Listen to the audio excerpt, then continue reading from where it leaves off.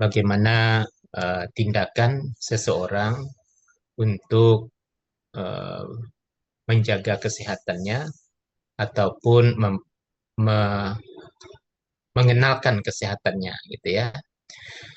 Nah, jadi model ini adalah model perilaku kesehatan, ada nanti dikembangkan oleh ilmuwan, mungkin dipaparkan temannya, bisa didapatkan, yang mana tujuannya untuk memberikan pemahaman psikologis, kemudian memprediksi perilaku, kemudian uh, Habilit model ini adalah dasar dalam promosi kesehatan.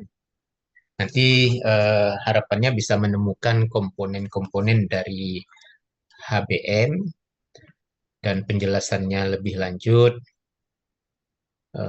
bisa dicontohkan ya dengan kasus dan bagaimana kelebihan dari HBM, keterbatasannya, kelebihan keterbatasan eh, melakukan dengan Habilit model itu ya. Nah, yang kedua nanti tentang teori of planned behavior, artinya teori perilaku yang direncanakan. Ya, jadi perilaku dipengaruhi oleh niat.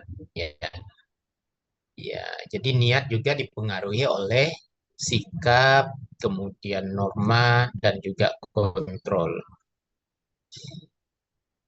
Harapannya nanti bisa memaparkan tentang pengembangnya siapa, ya, dan penjelasan lebih jauh tentang perilaku yang sudah dituju.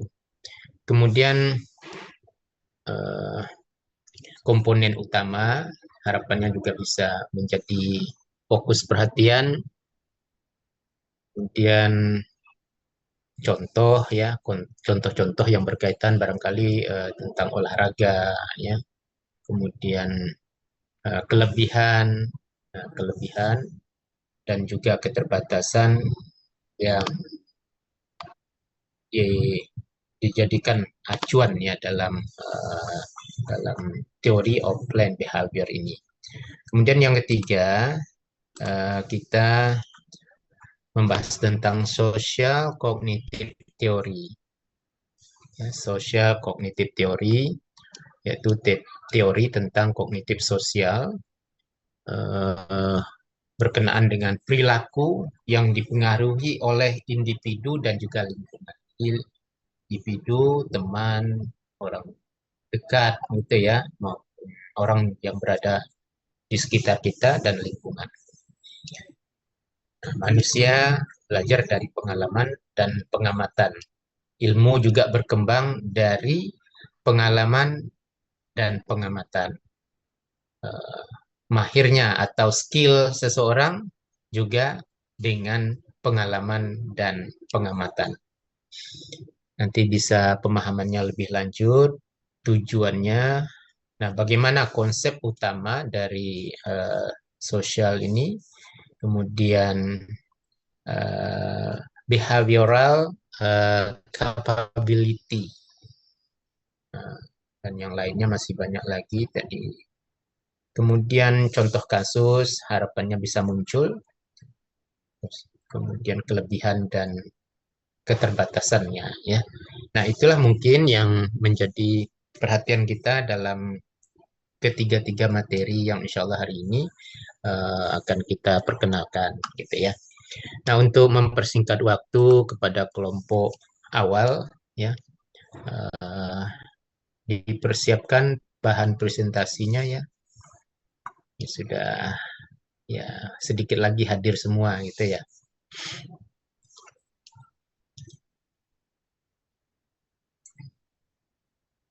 Ya, kita tunggu. Silahkan ya, kelompok pertama.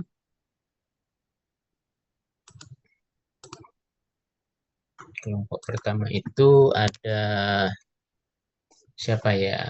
Trisna Wahyu dan Nursita.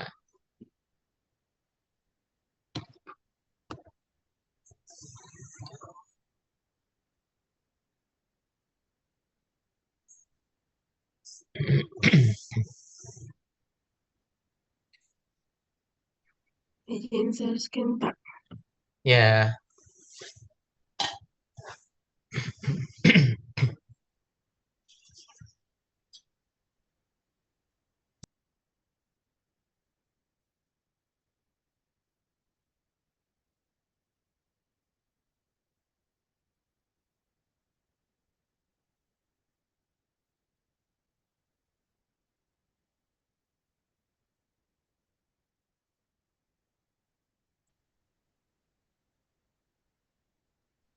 Udah terlihat?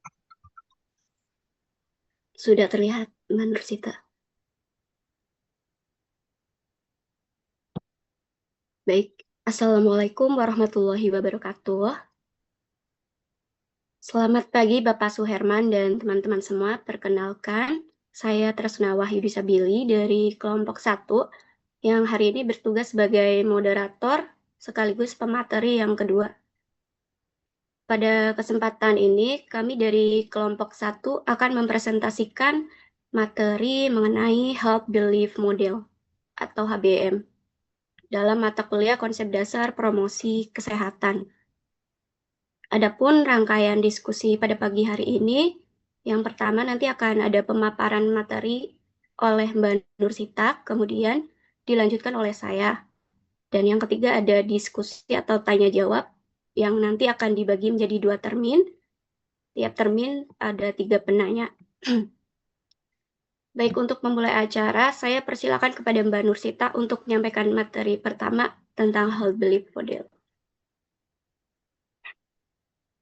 Silakan, Mbak.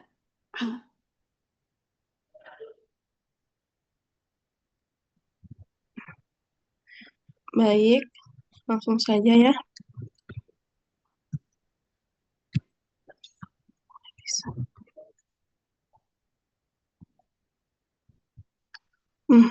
Di sini ada latar belakang ya, salah satu pendekatan teoritis yang banyak digunakan untuk menganalisis perilaku kesehatan atau HBM ini.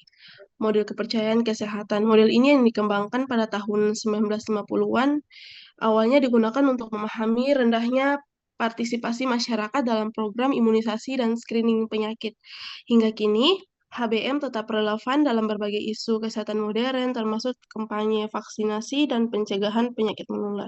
Dengan ini, memahami komponen-komponen dalam model ini, tenaga kesehatan dapat merancang intervensi yang lebih tepat dan efektif. Adapun rumusan masalahnya ini, yang pertama, apa yang dimaksud dengan HBM? Kedua, bagaimana sejarah pengembangan HBM? Apa saja komponen-komponen utama dalam HBM? Apa kelebihan dan kekurangan dari HBM ini? Bagaimana konsep susceptibility dan severity dalam HBM? Bagaimana konsep benefits dan barriers dalam HBM? Bagaimana peran self-efficacy dan quest to action dalam HBM ini? Dan terakhir, bagaimana aplikasi HBM dalam program vaksinasi dan screening kesehatan. Adapun tujuan dari HBM ini untuk menjelaskan definisi konsep dasar HBM, menguraikan sejarah perkembangan teori HBM, mengidentifikasi komponen-komponen utama dalam HBM, menganalisis kelebihan dan kekurangan HBM, mendeskripsikan konsep susceptibility dan severity dalam health belief model ini atau HBM, menjelaskan konsep benefits dan barriers dalam HBM. Ketujuh, menguraikan peran self-efficacy dan quest to action dalam HBM. Yang terakhir, untuk mengidentifikasi aplikasi HBM dalam program vaksinasi dan screening kesehatan. Adapun ada manfaatnya yang ada 2 manfaat ya. Yang manfaat teoritis adalah menambah wawasan dalam pemahaman mengenai teori perilaku kesehatan khususnya HBM. Yang kedua, memperkaya literatur dalam bidang psikolog kesehatan dan promosi kesehatan. Adapun manfaat praktisnya ya bagi tenaga kesehatan memberikan pemahaman yang lebih baik dalam merancang program intervensi kesehatan yang efektif. Bagi pembuat kebijakan menyediakan kerangka teoritis untuk mengembangkan strategi komunikasi kesehatan yang tepat sasaran. Yang terakhir ya, manfaatnya bagi masyarakat meningkatkan kesadaran tentang faktor-faktor yang mempengaruhi keputusan kesehatan.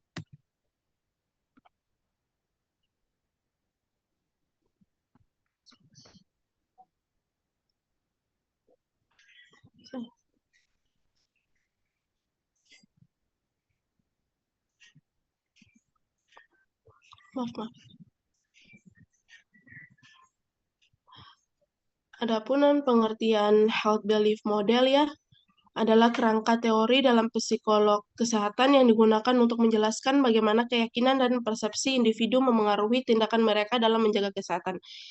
Model HBM ini menekankan bahwa perilaku sehat ditentukan oleh cara seseorang memandang kerentanan terhadap penyakit, tingkat keparahan penyakit, manfaat dari pencegahan, serta hambatan yang mungkin dihadapi.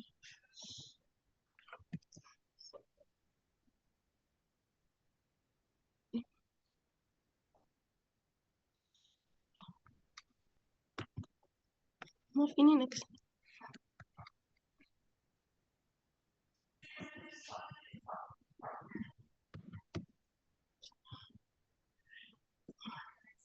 Adapun kelebihan HBM ini ada 6 ya. Yang pertama sederhana dan praktis. Sederhana ini mudah dipahami, mudah diukur, dan dapat digunakan dengan instrumen sederhana seperti kuesioner atau wawancara. Yang kedua, mendukung intervensi kesehatan. Contohnya seperti efektif digunakan untuk intervensi terkait pencegahan penyakit seperti screening, imunisasi, dan vaksinasi. Yang ketiga adalah mengatasi perilaku berisiko. Contohnya itu seperti membantu mengidentifikasi penyebab seseorang melakukan perilaku berisiko dan faktor apa yang dapat diubah. Yang keempat ada dukungan empiris yang telah diuji selama puluhan tahun dan terbukti memiliki kemampuan prediktif yang baik dalam berbagai perilaku kesehatan. Yang kelima, HBM ini fleksibel untuk berbagai konteks, dapat diterapkan pada pencegahan primer, sekunder, tersier, dan berbagai kelompok usia serta budaya. Yang keenam ini fokus pada faktor yang dapat dimodifikasi atau menekankan perubahan pada persepsi dan keyakinan yang bisa diperbaiki melalui edukasi kesehatan. Adapun kekurangan HBM ini validitas instrumen kurang stabil atau kuesioner mudah ditebak sehingga berpotensi menimbulkan bias jawaban. Yang kedua, kurang tepat untuk semua kelompok masyarakat. Contohnya seperti dinilai lebih cocok untuk masyarakat kelas menengah atau kurang sesuai untuk kelompok dengan akses informasi atau sumber daya rendah. Yang ketiga, tidak menjelaskan mekanisme perubahan perilaku. Hanya mengidentifikasi faktor tetapi tidak menjelaskan ya proses perubahan perilaku secara jelas. Yang empat, mengabaikan faktor sosial dan lingkungan, minim mempertimbangkan pengaruh norma sosial, ekonomi, budaya, dan lingkungan fisik. Yang kelima, kurang memperhatikan emosi, cenderung mengasumsikan keputusan kesehatan selalu rasional, padahal emosi sering sangat memengaruhi perilaku. Yang terakhir, kekurangan HBM ini hubungan antar komponen tidak jelas. Tidak dijelaskan bagaimana komponen saling berinteraksi, bobot pengaruh tiap komponen, atau apakah semua komponen harus ada untuk memengaruhi perilaku. Aplikasi HBM dalam vaksinasi. Yang pertama, persepsi kerentanan. Semakin seseorang merasa rentan tertular, semakin kesediaannya menerima vaksin. Yang kedua, persepsi keparahan. Individu yang memandang COVID-19 ini sebagai penyakit serius lebih cenderung divaksin. Ketiga, ada persepsi manfaat. Manfaat vaksin atau perlindungan diri dan keluarga menjadi prediktor paling kuat penerimaan vaksin. Yang kelima, persepsi hambatan, ketakutan efek samping miskonsepsi, dan kurangnya kepercayaan menjadi alasan utama keraguan vaksin. Kelima, ada isyarat untuk bertindak atau quest to action ya. Edukasi tenaga kesehatan kampanye pemerintah dalam pengalaman melihat orang terdekat sakit memicu tindakan vaksinasi. Yang keenam, ada efikasi diri atau self efficacy, kepercayaan diri untuk datang ke lokasi vaksin dan menjalani proses meningkatkan niat vaksinasi. Yang kedua, di samping sini ada aplikasi HBM ya dalam komponen. Yang pertama ini adalah persepsi risiko yang meningkatkan bila ada seseorang seperti riwayat keluarga, obesitas, atau gaya hidup dan tidak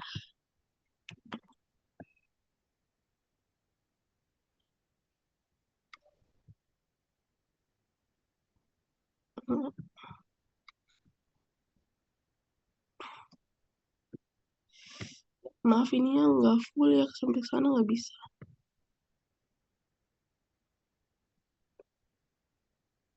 Yang pertama ada secara singkat saja ya, ada sustainability, yang kedua ada severity, yang ketiga ada benefit, yang empat ada risk, yang lima ada quest to action, yang keenam ada self efficacy.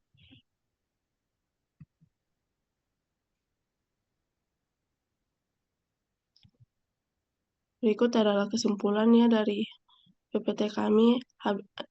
HBM menunjukkan bagaimana persepsi dan keyakinan individu mulai dari kerentanan keparahan penyakit, manfaat tindakan, hambatan, efikasi diri, hingga isyarat bertindak menjadi dasar seseorang mengambil keputusan kesehatan.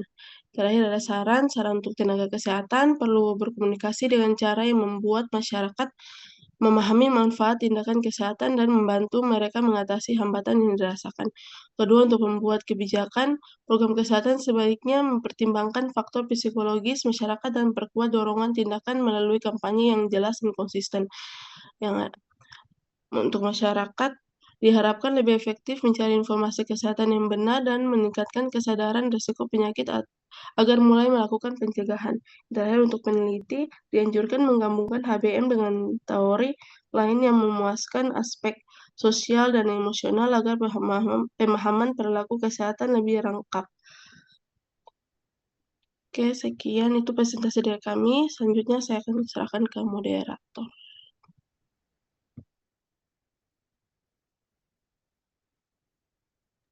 Baik, demikian presentasi dari kelompok 1. Sekarang kita masuk ke sesi diskusi tanya-jawab. Sesi akan dibagi menjadi 2 termin ya, yang masing-masing 3 pertanyaan. Untuk sesi pertama, baik saya buka termin pertama ya. Silakan bagi teman-teman yang ingin bertanya, dapat raise hand atau tulis di kolom chat. Atau bisa open mic atau videonya.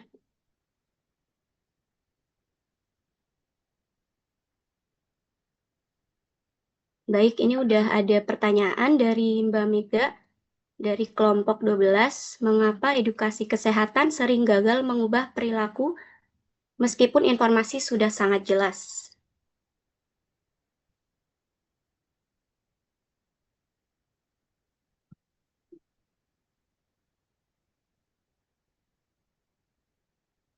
Baik, ada Mbak Nursita, ada yang ingin dijawab nggak?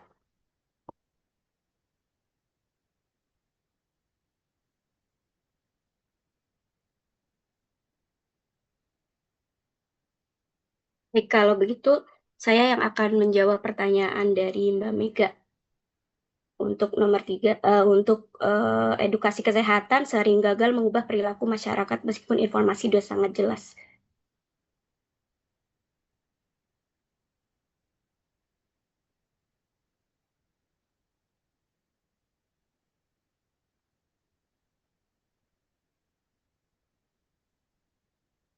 Baik, untuk jawabannya,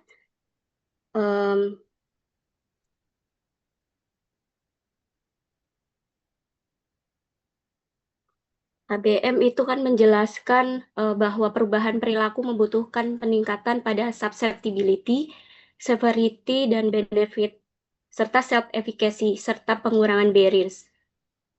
Jadi jika hanya pengetahuan yang ditingkatkan, tetapi hambatan dan persepsi resiko tidak disentuh, maka perilaku tidak banyak berubah. Contohnya, misalkan walaupun masyarakat sudah tahu bahaya merokok, angka perokok tetap tinggi karena hambatan berhenti, seperti stres, lingkungan perokok, adiksi lebih kuat daripada manfaatnya berhenti. Baik, Mbak Mega, apakah sudah jelas jawaban dari kami? Jelas, Mbak. Makasih ya. Baik, terima kasih. Apakah sudah ada penanya kembali? Baik, ada pertanyaan dari Mbak Anis. Saya dari kelompok 9, izin bertanya Mbak, mengapa persiberit sering menjadi penghalang terbesar dalam tindakan kesehatan? Baik, Mbak Nursita, apakah ingin dijawab? Boleh.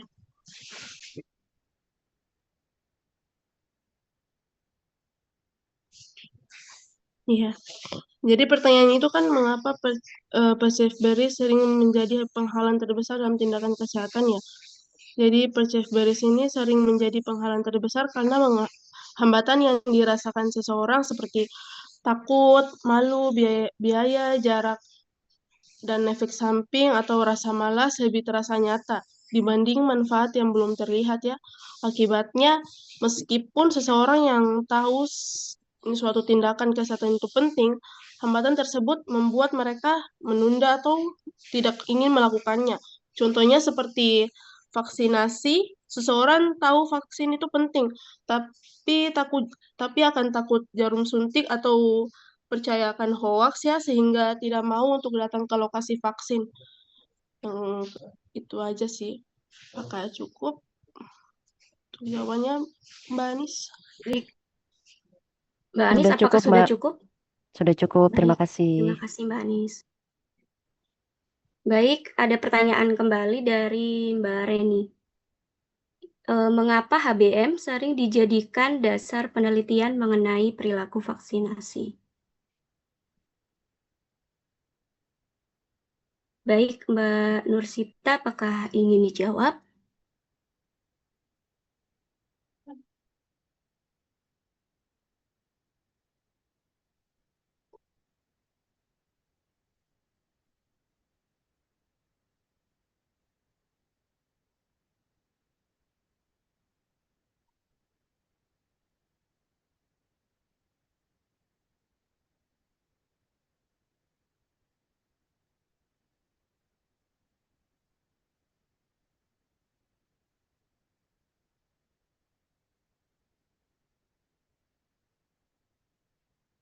Maaf.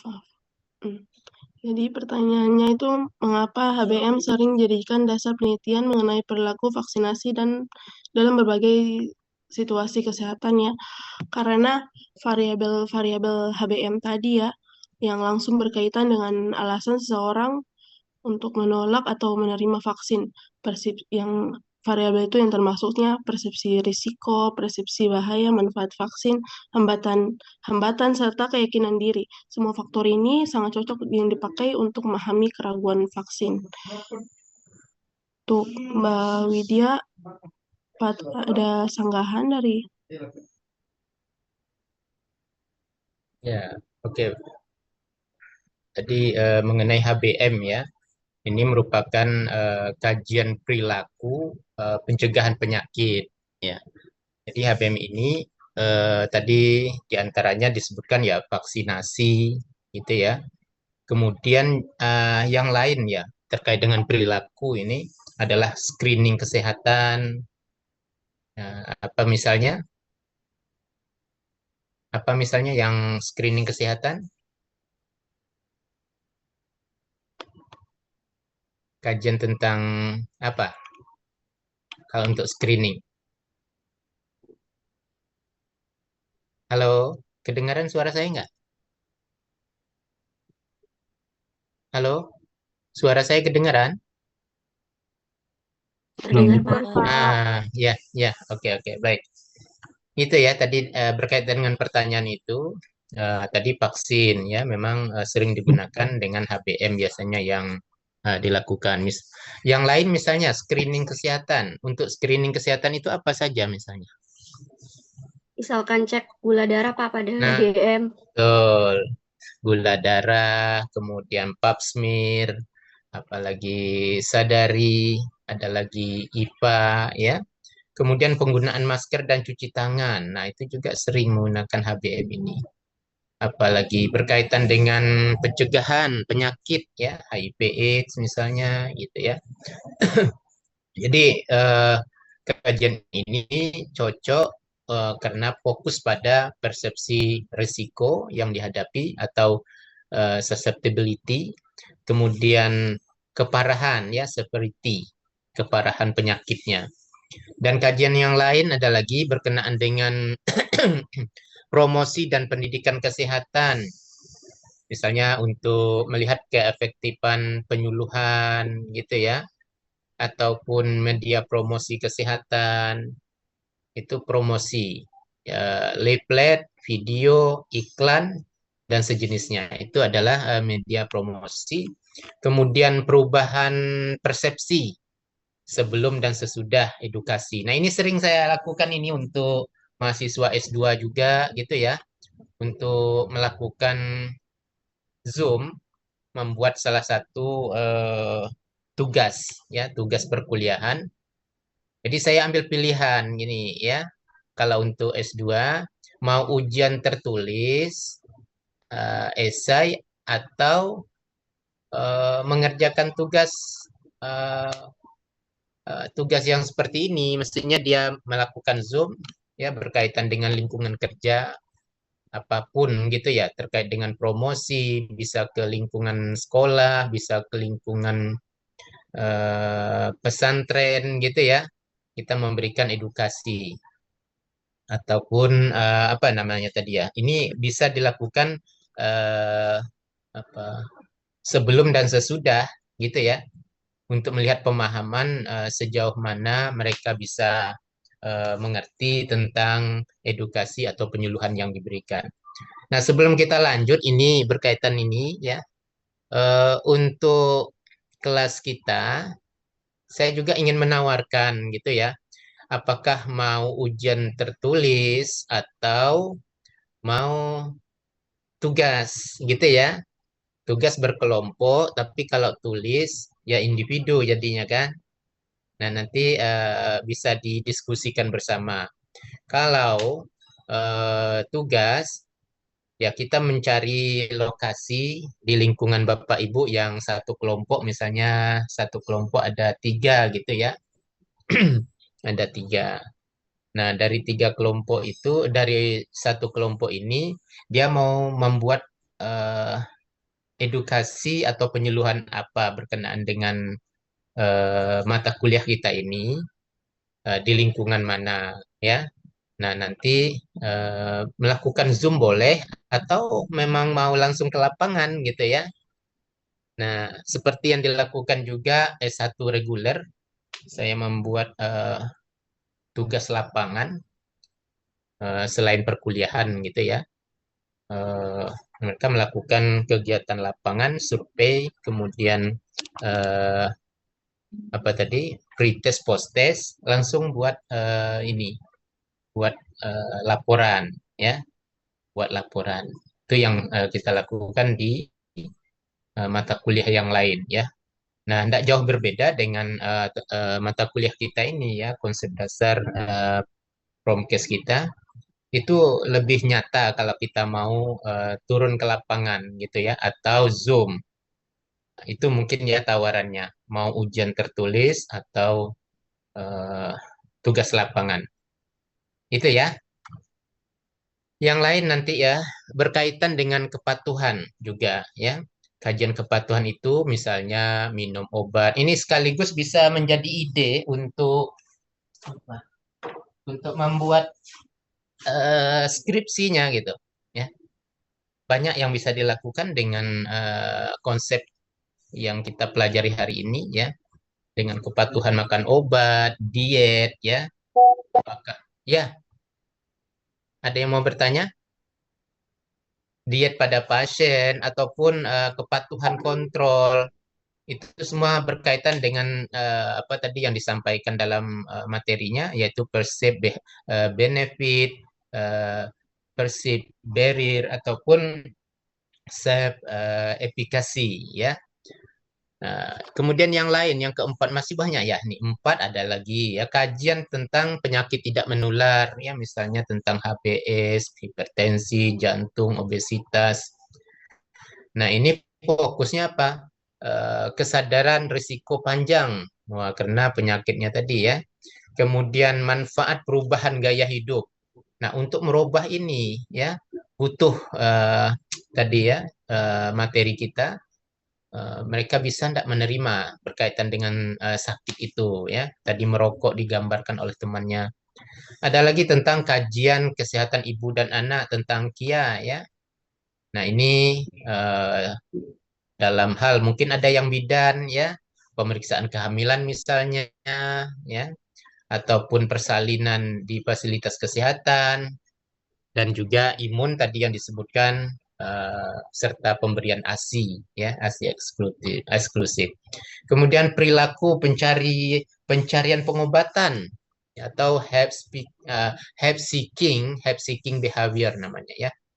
Nah, itu keputusan berobat di fasilitas apa, Kesmas kah, atau di Dinkes ya, Dinas Kesehatan, ataupun di rumah sakit umum biasa gitu ya, atau di tempat yang lain, atau di tempat alternatif gitu ya. Kemudian ini berkenaan dengan pemanfaatan BPJS misalnya, kemudian pengobatan tradisional atau medis, kemudian berobat di fasilitas kesehatannya ya. Dan masih banyak lagi yang lain ya. Jadi itu barangkali tambahan dari saya. Ya, silakan dilanjut. Tadi ada pertanyaan lain lagi ya. Benar, Pak. Baik, pertanyaan selanjutnya dari Mbak Widya dari kelompok 12. Izin bertanya, mengapa kampanye kesehatan sering gagal meskipun intensif? Baik, di sini saya akan menjelaskan pertanyaan dari Mbak Widya. Banyak kampanye itu hanya fokus pada penyampaian informasi atau knowledge base, tetapi lupa mengubah persepsi yang menjadi inti dalam HBM. Seringkali kampanye tidak mengurangi hambatan, tidak meningkatkan self-efficacy, dan tidak menyediakan cues to action. Contohnya itu kayak misalkan stop buang sampah sembarangan itu tidak efektif jika tempat sampahnya itu sedikit. Jadi hambatan barriers-nya lebih kuat daripada pesan kampanye. Baik, Mbak Widya, apakah sudah cukup jawaban dari kami? Atau ada yang ingin disanggah? Sudah cukup, Mbak. Baik, terima kasih. Kemudian pertanyaan dari Mas Ferli dari kelompok 11. Apa contoh cues to action dalam perilaku kesehatan? Baik, di sini Mbak Nursita, apakah ingin membantu untuk menjawab, Mbak?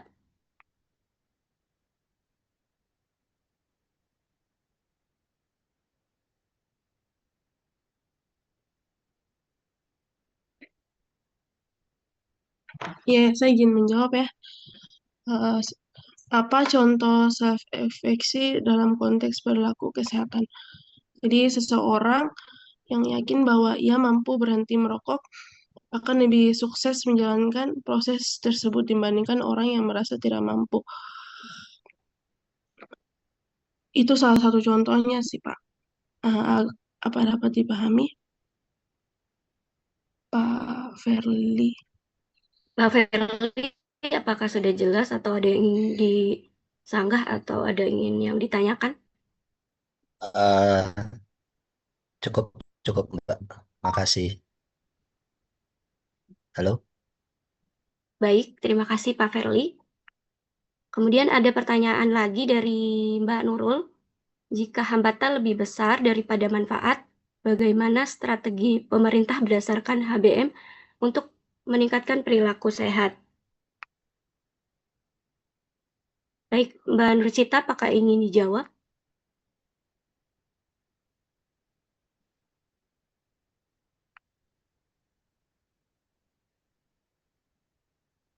Baik, di sini saya akan membantu menjawab pertanyaan dari Mbak Nurul. Pemerintah itu harus melakukan 3 hal utama sesuai HBM, yaitu mengurangi hambatan, mempermudah akses, mengurangi biaya, menyediakan layanan mobile. Kemudian meningkatkan manfaat, edukasi yang jelas, menunjukkan hasil nyata, menampilkan testimoni pasien, memberikan cues to action, misalkan seperti reminder dari WA, SMS, kunjungan kader, atau kampanye lokal. Contohnya misalkan posyandu keliling ke desa-desa yang memudahkan ibu-ibu yang jauh dari fasilitas kesehatan. Jadi hambatannya berkurang dan partisipasi masyarakatnya itu jadi meningkat. Mbak Nurul, apakah ada yang ingin disanggah atau ada yang ingin ditanyakan kembali, Mbak Nurul?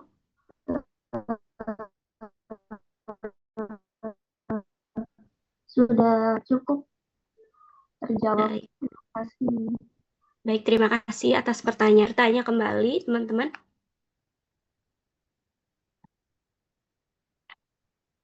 Baik, sepertinya sudah tidak ada lagi yang bertanya ya, Pak. Demikian presentasi dari kelompok kami, dari kelompok 1. Kurang lebihnya kami mohon maaf. Terima kasih kepada semua penanya yang sudah aktif dalam diskusi ini. Kami kembalikan kepada Pak Suherman. Barangkali Bapak berkenan memberikan saran kepada Ya, kami. baik. Terima kasih presentasinya. Ya, sudah berupaya untuk menyampaikan semaksimal mungkin ya. Tadi berkenaan dengan apa ya, mengenai bagaimana meningkatkan perilaku sehat itu tadi ya, baik oleh pemerintah ataupun apa namanya diri sendiri gitu ya. Nah, mungkin yang lain bisa ditambahkan ya. Ya, kalau dari pemerintah seperti itu tadi, tapi dari diri sendiri nih memberikan pemicu ya yang bertindak. Tadi sudah disampaikan ada choose to action gitu ya. Kemudian persevere. Nah, nanti semua-semuanya sudah ada gitu ya.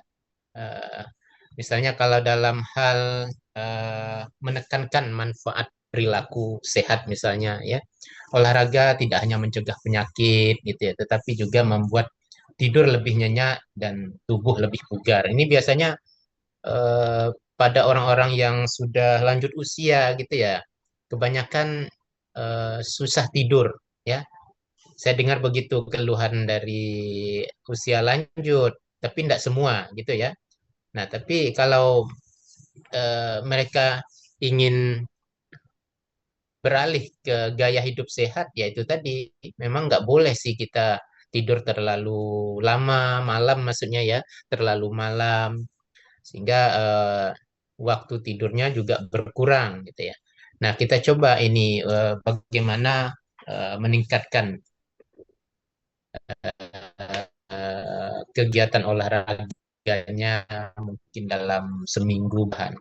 Nah, kalau kita bisa menyampaikan hal yang seperti ini atau kita secara individu mau ya mau berubah dari hal yang tidak bagus, ya kalau memang kurang tidur berarti kurang bagus kan. Kita bagaimana ini konsepnya untuk meningkatkan kesehatan? Ya, kalau memang ada edukasi yang berkenaan dengan kegiatan lain yang bisa memicu kita bisa lelap tidur, kenapa tidak gitu ya. Dan yang lain tadi banyak lagi disampaikan ya. Baik, itu berkenaan dengan materi yang pertama. Saya juga ingin mencontohkan ya, mencontohkan kasus misalnya tentang Habit Model ini. Ya, seorang pria berusia 45 tahun, jarang memeriksakan kesehatannya. Umur sudah di atas 40 tahun, ya, tapi dia tidak melakukan medical check-up umpamanya ya. Nah, ia merasa dirinya sehat meskipun memiliki riwayat keluarga yang hipertensi, ya. Ia beranggapan bahwa kemungkinan dirinya terkena penyakit kiri eh, walaupun di keluarganya ada yang hipertensi. Nah, pertanyaannya komponen BMH, komponen HBM apa ya yang paling dominan mempengaruhi perilaku pria tersebut. Nah, kira-kira seperti itu pertanyaannya kalau berkenaan dengan kasus ya. Kira-kira apa yang berkaitan? Komponen tadi Self efficacy, ya. Pak. Self efficacy. Efikasi diri. Oh iya, yang lain.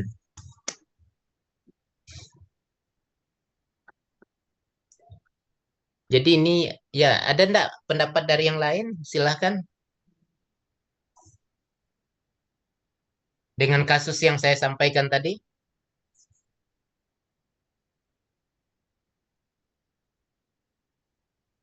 Ada enggak? Jadi dia yakin banget gitu ya, dirinya itu merasa eh, sangat kecil ya terkena hipertensi. Padahal umurnya sudah lebih dari 40 tahun gitu. Persepsi kerentanan juga ada, Pak, di situ. Kerentanan. Kalau eh, susceptibility tadi apa pemahamannya? Jadi keyakinan dia tentang seberapa serius dampak, bukan. Karena keyakinan bahwa suatu tindakan kesehatan itu akan memberikan manfaat atau melindungi dari penyakit. Jadi itu ya yang berkaitan dengan susceptibility ya. Betul? Yang lain bagaimana? Benar enggak itu?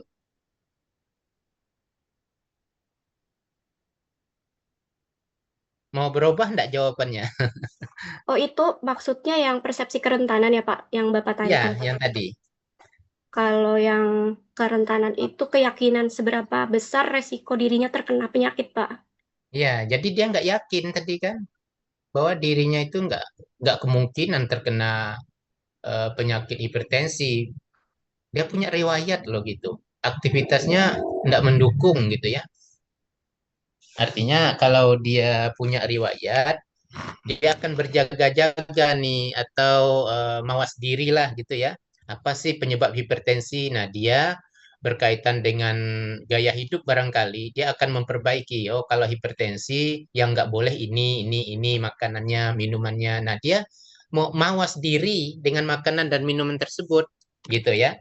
Sehingga dia berupaya untuk mempertahankan kesehatannya itu iya ya. Tapi kalau dia ndak berupaya gitu ya dan dia yakin dirinya itu nggak akan terkena penyakit tersebut, nah itu suatu hal yang salah gitu ya dalam konsep perkuliahan ini gitu ya, terutama tentang HBM-nya.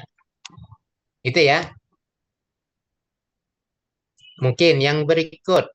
Ya, kalau saya bisa tambahkan lagi, seorang ibu menolak melakukan vaksin, ya, karena takut anaknya mengalami efek samping yang serius.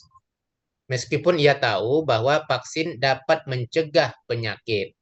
Nah, dalam edukasi, dalam literatur, ya, bahwa vaksinasi itu digambarkan dapat memberikan solusi ya terkait dengan penyakit. Nah, tapi dia tidak tidak melakukan vaksinasi itu. Nah, sekarang pertanyaannya, hambatan utama dalam kasus tersebut termasuk dalam komponen apa?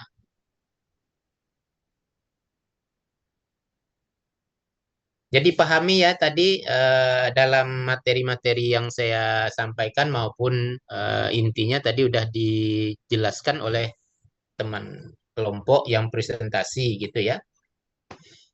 Kira-kira masuknya di mana itu? Persif Meris, Pak. Persif benefit. Ya. Yang satu lagi tadi bilang Persib Beris ya. Iya, Pak. Nah, ada dua. Ada yang ketiga enggak? Kalau dua harus ada tiga nih. Harus ada.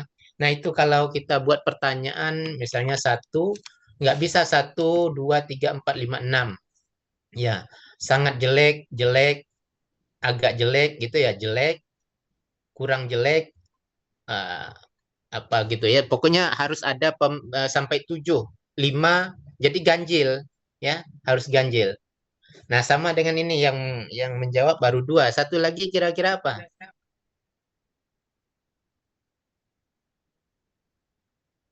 Ada?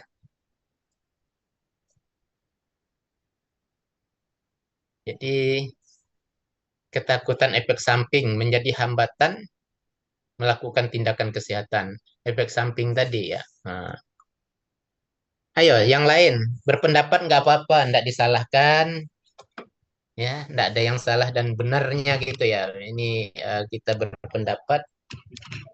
Halo, yang berani, boleh sama dengan jawabannya tadi atau tidak, atau yang baru. Ada receive benefit, ada receive severity, ada perceive barrier, ada save efficacy ya kan?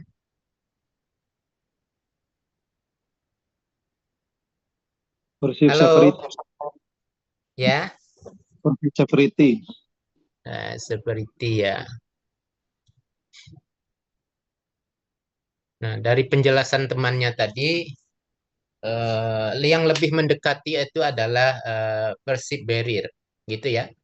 Karena ketakutan efek samping menjadi hambatan melakukan tindakan kesehatan. Coba dijelaskan lagi tentang perceived barrier dari kelompok yang presentasi. Perceived barrier itu persepsi tentang rintangan yang menghalangi tindakan seperti biaya, waktu, atau efek samping gitu, Pak. Nah, kan udah masuk di situ efek samping tadi ya. Nah, jadi itu ya mungkin Bapak Ibu semua, eh, tolong dipahami secara rinci. Kalau kita bisa memahami makna berkenaan dengan eh, hambatan itu sendiri, mudah untuk menerapkannya gitu ya. Nah, itulah barangkali contoh-contoh ya yang ingin saya sampaikan ke depan ini ya yang menjadi apa, perhatiannya ya. Baik untuk kelompok pertama yang mengawali presentasi kita cukup baik ya. Mudah-mudahan bisa menambah pemahaman kita. Nah, nanti tolong dilengkapi dengan pertanyaan dan jawaban ya di PPT-nya di lembaran terakhir Baik, ya. Pak. Nah, setelah itu langsung kirim ke saya enggak apa-apa. Jadi saya bisa masukkan eh, apa saya apa nama rekap semuanya gitu ya. Baik, itu saja. Silakan ditutup untuk kelompok pertama. Baik, terima kasih untuk diskusinya sudah berjalan lancar dan teman-teman semuanya aktif dalam tanya jawab. Apabila ada yang kurang, eh, apabila ada kekurangan, kami mohon maaf. Billahi taufik wal hidayah. Wassalamualaikum warahmatullahi wabarakatuh. Waalaikumsalam warahmatullahi wabarakatuh. Ya, alhamdulillah bahan presentasinya pun bagus. Yang penting penuhi semua PPT-nya gitu ya. Maksudnya ruang yang ada tidak tersisa, bisa dibaca jelas dan kontras gitu ya. Nah, lebih baik lagi kalau ada video gitu ya. Mungkin bisa ditambahkan seperti itu. Nanti di akhir saya minta ini ya, pemahaman kita bersama, maunya tadi supaya bisa ditetapkan ujian atau ujian tertulis atau memenuhi tugas gitu ya.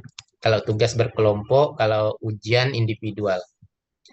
Oke, selanjutnya kita masuk ke sesi yang kedua tentang Theory of Planned Behavior ya, di mana teori tadi sudah saya sampaikan secara ringkas ya. Belum ya tadi nih.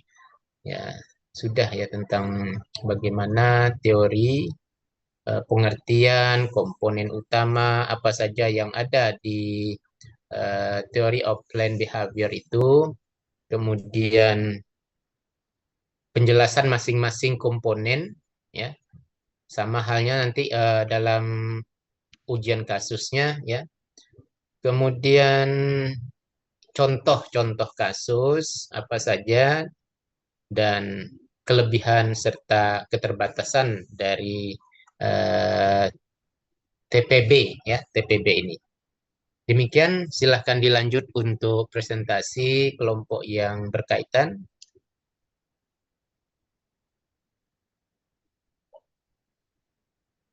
Ya, alhamdulillah untuk kelas kita semuanya lancar gitu ya. Baik mengerjakan tugasnya sampai detik ini ya, sampai perkuliahan ini maupun persiapan perkuliahannya. Mudah-mudahan untuk kelompok yang kedua bisa lebih lebih baik lagi untuk kita semua dan yang akan datangnya juga ya. Ya, sudah kelihatan.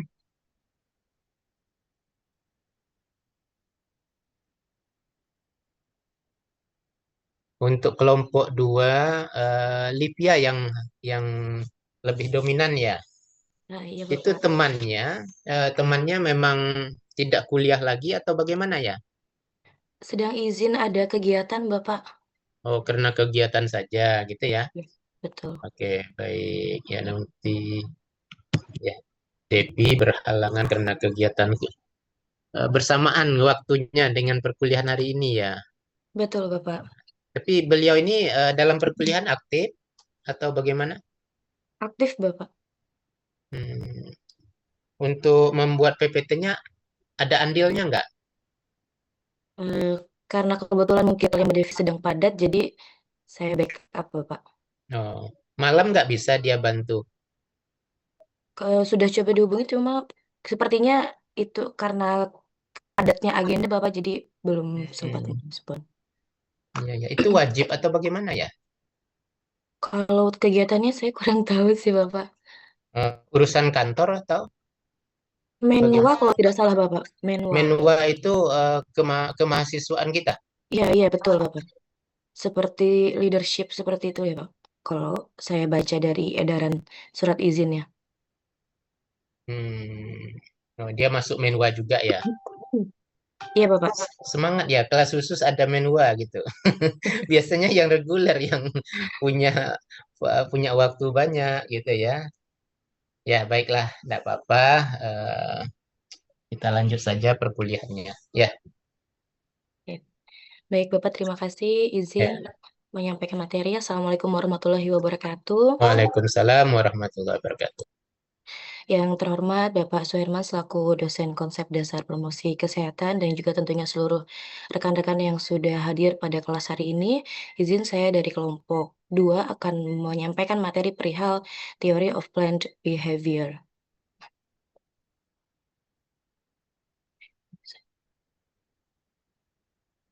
Baik.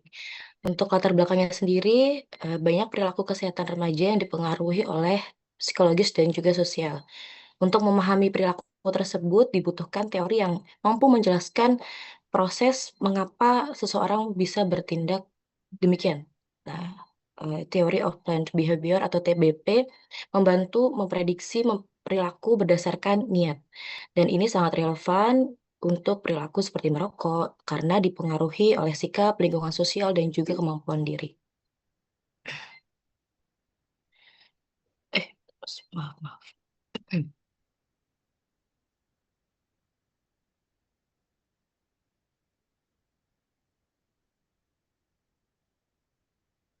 Baik, untuk sejarah singkat TPB sendiri, ini pertama kali dikembangkan oleh Icek Atzen pada tahun 91, dan ini merupakan penyempurnaan dari TRA atau Theory of Reasoned Action atau teori tindakan beralasan. TRA mengasumsikan perilaku selalu berada dalam kendali penuh individu. Nah, Atzen menambahkan komponen PBC sehingga TBP dapat menjelaskan perilaku yang dipengaruhi oleh hambatan eksternal seperti akses, kesempatan, dan juga lingkungan. Nah, apa sih teori of planned behavior atau TBP itu? TBP merupakan secara bahasa teori perilaku yang direncanakan. Namun dapat didefine lagi secara makna teori yang menjelaskan bahwa perilaku tersebut tidak muncul tiba-tiba pada seseorang, tetapi melalui niat atau intention dan juga niat tersebut terbentuk menjadi berasal dari 3 faktor utama. Di antaranya attitude atau sikap, lalu subjective norms atau norma subjektif, dan perceived behavioral control atau PBC. Dan intinya adalah 3 faktor ini mendukung untuk terbentuknya TBP.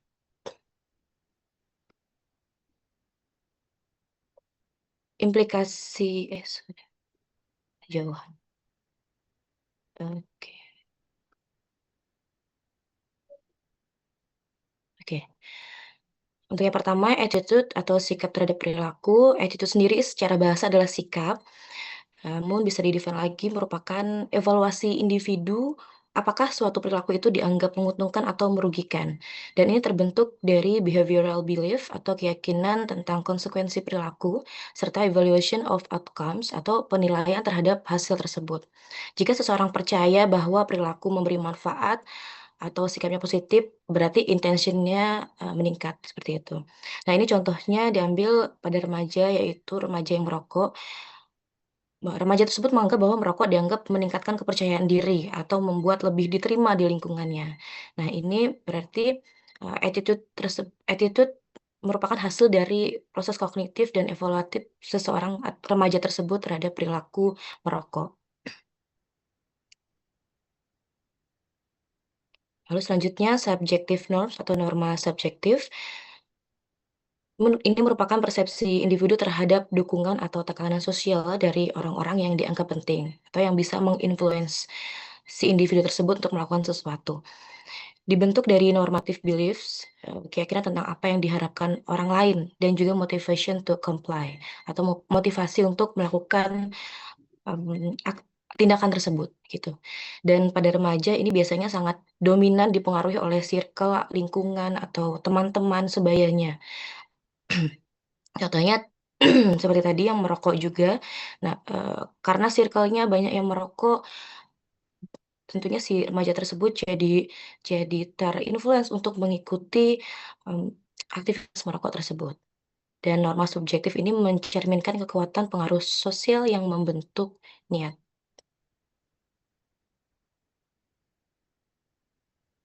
Oke.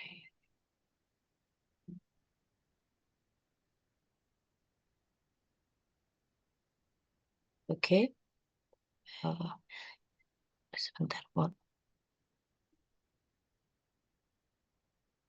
Lalu selanjutnya perceived behavioral control atau PBC, kontrol perilaku yang dirasakan secara bahasa dan secara makna bisa dijelaskan yaitu persepsi individu mengenai kemampuan diri dan kemudahan atau hambatan dalam melakukan perilaku. PBC sendiri terdiri dari 2 komponen, yaitu yang pertama ada control belief atau keyakinan tentang faktor pendukung atau penghambat, lalu yang kedua ada perceived power atau persepsi seberapa kuat faktor itu memudahkan atau menghambat. PBC mencerminkan kombinasi efficacy, kepercayaan diri menjalankan perilaku, dan juga kontrol eksternal seperti akses peluang ataupun batas lingkungan. Contohnya, kembali lagi tadi dengan kasus yang remaja merokok, ya, seperti misalkan remaja itu mudah untuk membeli rokok, berarti itu bisa didefinisikan bahwa PBC-nya tinggi. Lalu misalkan untuk memberi rokok tidak diawasi orang tua, tidak diawasi orang tua, dan juga mungkin punya budgetnya untuk membeli rokok, berarti itu juga dapat didefinisikan bahwa PBC-nya tinggi. Intinya PBC itu mempengaruhi niat dan juga langsung mempengaruhi perilaku, terutama bila seseorang merasa memiliki kontrol yang cukup.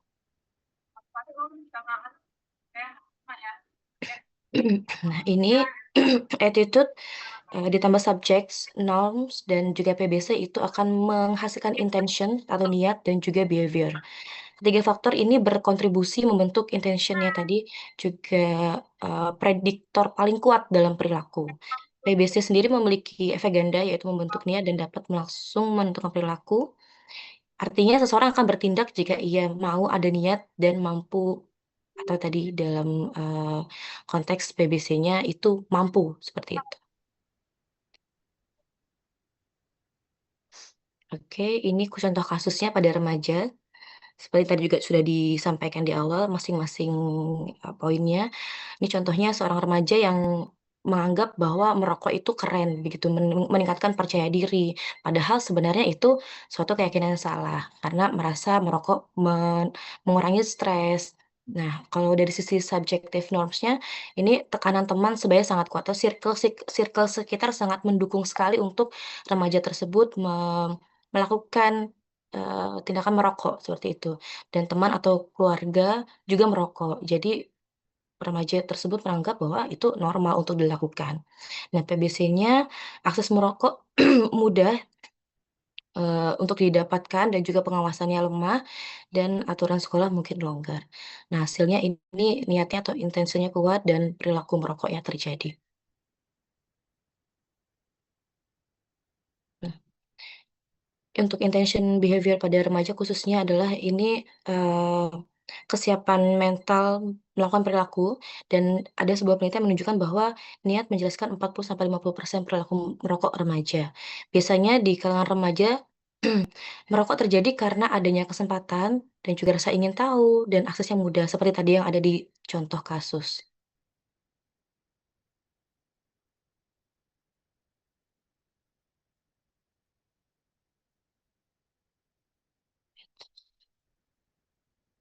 Dan implikasi Promkes atau untuk intervensi TBP sendiri, yaitu yang pertama adalah mengubah attitude atau sikap, yaitu melaksanakan atau memberikan edukasi tentang dampak jangka pendek atau hal yang paling relevan bagi remaja. Misalkan tadi merokok, berarti bisa disampaikan bahwa merokok akibatnya apa sih untuk kesehatan dan lain-lainnya, dampak buruknya bagi kesehatan, dan mungkin dampak-dampak buruk lainnya yang bisa terjadi dalam waktu dekat akibat merokok.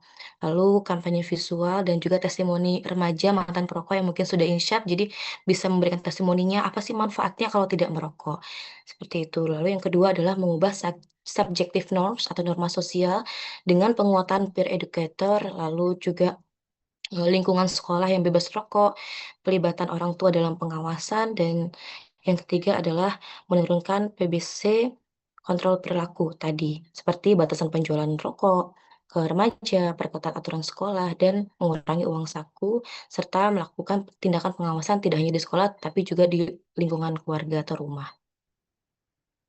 Kesimpulannya, TBP menjelaskan bahwa perilaku dipengaruhi oleh sikap, norma sosial, dan juga kontrol diri, dan ketiga faktor yang membentuk niat yang menjadi indikator. Niat adalah indikator utama untuk perilaku itu terjadi. Lalu dalam konteks merokok remaja, TBP sangat relevan untuk memahami motif dan merancang intervensi. Dan yang terakhir adalah intervensi paling efektif adalah yang menyasar ketiga komponen TBP secara bersama. Baik. Sekian dari kelompok 2.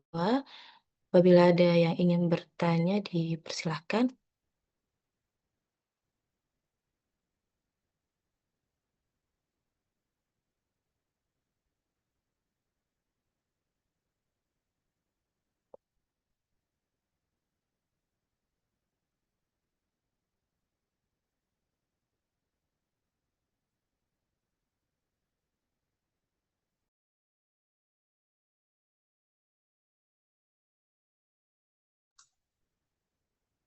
Ya, silakan teman-temannya yang lain nih untuk bertanya. Yang ingin bertanya dapat dituliskan melalui chat atau bisa langsung open mic, teman-teman. Izin bertanya. Siap, Kak Reni, silahkan. Mengapa intervensi promosi kesehatan yang hanya berupa penyuluhan itu sering kurang efektif ya menurut Kak Livia dan Kak kelompok 2 bagaimana ya? Terima kasih. Maaf Kak, tadi pertanyaannya mengapa intervensi promosi kesehatan yang hanya berupa penyuluhan sering kurang efektif begitu ya? Iya begitu. Oke. Oke, izin langsung menjawab Kak Reni. Jadi biasanya itu karena penyuluhan umumnya hanya menyasar sikap ya, sedangkan kan perubahan sikap itu memang butuh waktu lama untuk membentuk suatu habit seperti itu. Kalau hanya penyuluhan sekali saja memang itu secara efektivitas itu bisa dikatakan kurang seperti itu. Jadi memang harus berkali-kali lagi. Dan kalau menurut TBP sebenarnya Sama juga perubahan perilaku itu akan lebih efektif jika intervensinya itu juga menargetkan norma subjektif lingkungan sosial seperti itu dan juga PBC seperti misalkan aksesnya hambatannya apa. Nah, itu diberikan solusi juga. Nah, kalau tanpa itu niat mungkin tidak akan berubah secara signifikan kalau hanya penyuluhan sesaat ya, Pak. Seperti itu Kak Reni. Sudah cukup Kak Reni atau ada tambahan? Sudah cukup, Mbak. Terima kasih. Ya. Siap, Kak Reni. Ya, jadi perubahan perilaku tadi memang agak sulit ya. Yang kalau dalam Islam itu mungkin berkaitan dengan membiasakan sesuatu ajaran Islam misalnya ya. Itu misalnya puasa sunnah ya, apalagi membaca Al-Quran misalnya ya. Itu kalau kita ndak kuat-kuat gitu ya, hanya hanya sesaat juga gitu ya, misalnya hanya karena bulan Ramadan gitu ya, kita mungkin lebih banyak waktu. Nah, situ mungkin kita bisa membaca Al-Quran. Mungkin di penghujung-penghujung Ramadan itu udah hilang juga gitu ya. Nggak ada lagi semangatnya gitu. Karena sibuknya apa ya? Untuk persiapan Lebaran gitu ya. Apalagi yang mau pulang kampung ya kan. Nah, sama halnya tadi yang kalau kita ingin mengedukasi atau penyuluhan itu harus dibarengin dengan pemegang kebijakan biasanya ya. Lebih enaknya kalau di pondok misalnya dengan pengasuh, dengan pemegang kebijakan itu yayasan umumnya gitu ya. Nah, biasanya kalau mereka mendengar itu, apalagi mereka termotivasi, itu akan ada kebijakan nanti untuk selanjutnya, apakah rutin berkaitan dengan edukasi itu atau pelaksanaannya ya seminggu sekali atau setengah bulan sekali atau 1 bulan sekali. Ya benar, memang benar ya. Jadi harus ada apa namanya rutinitas yang dikerjakan. Iman itu akan bertambah ya kalau kita sering mendengar ceramah misalnya ya. Tapi karena kita tidak ada di lingkungan itu, kita sibuk dengan kerjaan kita, maka kadang-kadang berjemaah pun jarang jadinya gitu ya, sholat berjemaah. Nah, ini berkaitan dengan eksistensinya tadi perkuliahan itu, ataupun edukasinya, ataupun pengajarannya. Makanya kalau saya juga perkuliahan di tatap muka, itu hampir setiap kali pertemuan saya, paling nggak saya coba mengambil secara acak gitu ya, apa yang mereka sudah lakukan minggu sebelumnya nih setelah saya edukasi gitu ya. Misalnya saya menekankan untuk sholat duha, misalnya begitu ya. Menekankan sholat duha, apa sih pentingnya sholat duha untuk individu berkaitan gitu ya. Ini. Nah, alangkah ruginya kalau kita tidak melakukan sholat duha gitu ya. Ada enggak mereka termotivasi dengan pertemuan pertama saya gitu ya, supaya bisa meningkatkan nih ya, artinya kita buka lembaran baru ya, karena baru awal nih semester 1 di sini belum ada yang edukasi. Misalnya saya suruh lagi nih mereka bawa diary ya, harus punya diary setiap individu, saya bilang. Kenapa? Kebutuhannya untuk mencatat hal-hal penting dalam perkuliahan, dan itu juga enggak sepanjang 1 lembar itu kita tulis, karena kayak footnote gitu ya, ada tanggalnya, kemudian apa sih kesimpulan kuliah hari ini. Nah, itu saya coba tekankan di situ. Nah, itu juga saya cek secara acak, ada ndak dia melakukan itu. Artinya kalau dia serius gitu ya, dalam setiap kali pertemuan dia akan mencatat, walaupun hanya 1 atau 2 poin dalam perkuliahan. Nah, akhirnya apa? Karena saat ini kan udah sampai UTS ya, kalau yang kelas ini, kelas reguler, itu semua rata-rata bawa diary dan ada catatan. Jadi itu membiasakan hal-hal yang baik seperti itu. Amat sulit kalau hanya sekali tadi dibilang ya, tapi tidak ada masalah ya, artinya mereka sudah kenal ya. Untuk kita tadi ada hal juga yang baru, mungkin masalah merokok misalnya. Kita bisa menjadi subjek ataupun masalah penelitian nanti untuk di tugas akhir. Misalnya di UMJ nih, apa sih mereka itu maunya merokok itu apa alasannya? Gitu ya. Mulai kita ambil dari fakultas apa namanya agama misalnya ya, atau diambil secara acak selama 2 atau 3 hari kita datang ke kampus, kita temuin itu baik cowok maupun cewek apa namanya kita sebarkan. Artinya kita sendiri boleh secara langsung untuk bertanya atau menyebarkan pertanyaan dengan Google Form atau apa gitu ya. Nah, itu jawaban bermacam-macam gitu ya. Ini menjadi bahan untuk kita juga. Baik, terima kasih tadi yang bertanya ya dan juga yang merespon. Masih ada lagi kan pertanyaan baru satu ya? Masih ada Bapak. Ya, silakan Izin dilanjutkan. menjawab Bapak. Terima kasih Bapak atas tambahannya.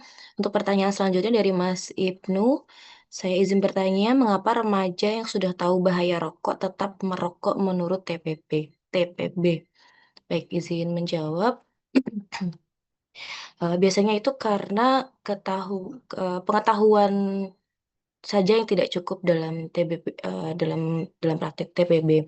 Tapi perilaku merokok tersebut itu dipengaruhi oleh niat juga, bukan sekedar tahu atau tidak tahu seperti itu. Jadi bukan karena sudah tahu bahaya merokok lalu tidak tidak tidak mau merokok gitu. Tapi biasanya itu tergantung dari niat. Dipengaruhi yang paling besar adalah dari intentions.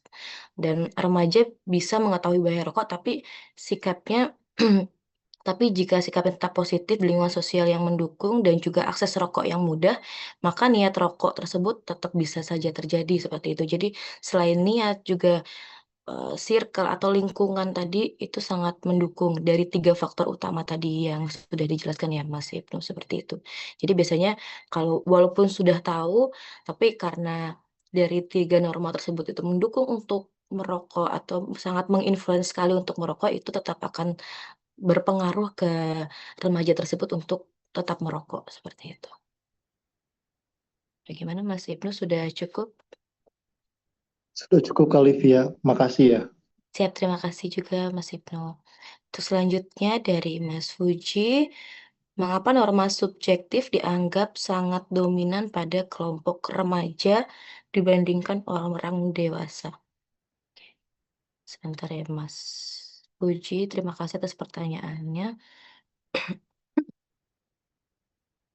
Oke, izin menjawab Mas Fuji, biasanya itu karena remaja berada di fase yang pencarian jati diri ya, menuju dewasa tapi memang belum dewasa, tapi secara pola pikir sudah mulai terbentuk dan tapi masih mencari-cari, mungkin butuh validasi dan juga pencarian identitas dan sangat membutuhkan penerimaan sosial atau validasi dari lingkungannya. Oleh sebab itu, tekanan atau dukungan dari teman sebaya yang memiliki pengaruh itu lebih besar dibandingkan nilai pribadi atau pertimbangan secara rasional. Misalkan begini, seorang remaja secara rasionalnya tahu bahwa merokok itu tidak baik itu secara kesehatan, tapi dari lingkungannya, circle-nya itu sangat mendukung.